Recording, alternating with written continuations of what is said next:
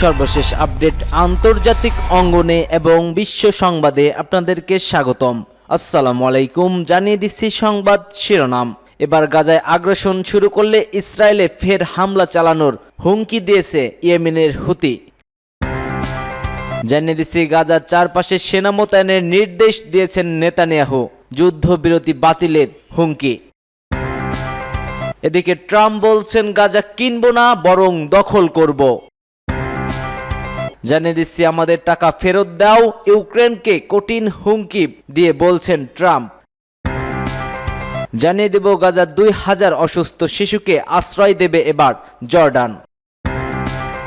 সর্বশেষ জানিয়ে দিচ্ছি ইসরায়েলের জন্য 2000 পাউন্ডের একটি বোমার চালান অবমুক্ত করেছেন ট্রাম্প প্রশাসন। এতক্ষণ শুনছিলেন সংবাদ শিরোনামগুলো, এবার বিস্তারিত।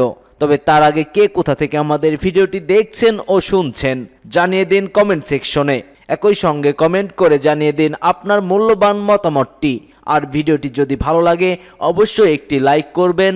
পরবর্তী আপডেট পেতে চ্যানেলটিকে সাবস্ক্রাইব করার অনুরোধ রইল। গাজায় আগ্রাসন শুরু করলে ইসরায়েলে ফের হামলা চালাবে ইয়েমেনের হুতিরা। গাজা উপত্যকায় আবার সামরিক আগ্রাসন শুরু করলে ইহুদিবাদী ইসরায়েলের স্বার্থে ফের আঘাত হানার হুমকি দিয়েছেন ইয়েমেনের হুতি আনসারুল্লাহ আন্দোলনের নেতা আব্দুল মালিক আল হুতি। তিনি বলেছেন ইসরায়েল যুদ্ধবিরতি লঙ্ঘন করলে তারা আবারও তেল আবিব বিরোধী লড়াই শুরু করবেন। তিনি মঙ্গলবার রাতে টেলিভিশনে সম্প্রচারিত এক ভাষণে বলেছেন, আমাদের আঙুল বন্দুকে টিগারে রয়েছে। ইহুদিবাদী সরকার যদি গাজায় আবার হামলা শুরু করে তাহলে তাৎক্ষণিকভাবে আমরা আঘাত হানার জন্য প্রস্তুত রয়েছে। হুতি সতর্ক করে দিয়ে বলেছেন, ইসরায়েলকে আমেরিকা নাকি অন্য কেউ সাহায্য করেছে তা তারা দেখবেন না, বরং তারা নিরাপত্তা, সামরিক ও অর্থনৈতিকভাবে ইসরায়েলের মারাত্মক ক্ষতি করবেন। ইহুদিবাদী প্রধানমন্ত্রী নেতানিয়াহুর জন্য নতুন করে গাজায় আগ্রাসন চালানো সহজ হবে না বলেও তিনি মন্তব্য করেছেন।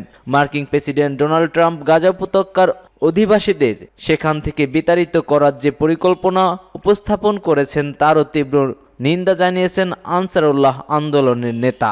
তিনি বলেন, এটি হচ্ছে গোটা মুসলিম উম্মার ভূখণ্ডগুলো দখলে নেওয়ার একটি বিস্তৃত পরিকল্পনার আওতায় একটি ধ্বংসাত্মক ও আগ্রাসী প্রচেষ্টা।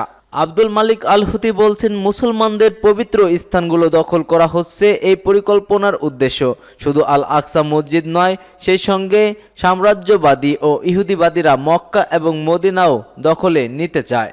গাজা দখলের পরিকল্পনায় আমেরিকাকে সাহায্য করার ব্যাপারে আরব শাসকদের হুঁশিয়ারি করে দিয়ে হুতি বলছেন, সাম্রাজ্যবাদী পরিকল্পনাগুলো বাস্তবায়িত হয়ে গেলে এসব শাসককে ডাস্টবিনে ছুঁড়ে মারতে বিন্দু মাত্র সময় নেবে না আমেরিকা।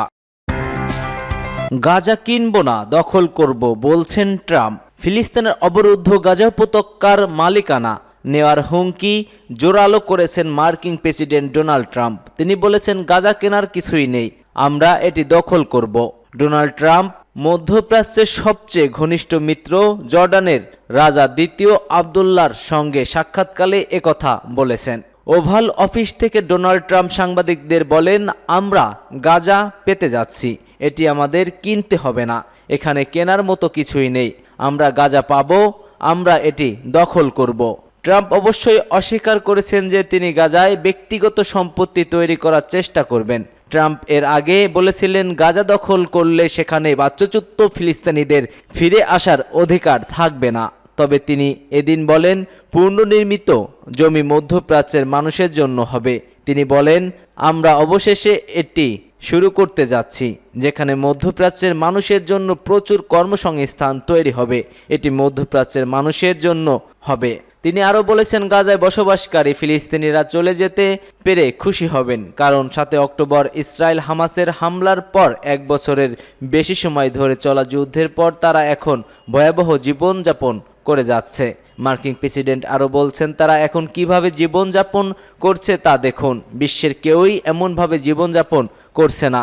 তারা এমনভাবে নিচে বাস করে যাচ্ছে যেগুলো বেশিরভাগই ধসে পড়েছে কিংবা ধসে পড়বে। এতদিনই অনেক মানুষ মারা যাচ্ছে, পরিস্থিতি অনেকটাই ভয়াবহ। গাজা উপত্যকার চেয়ে খারাপ পরিস্থিতি বিশ্বের আর কোনো দেশে নেই।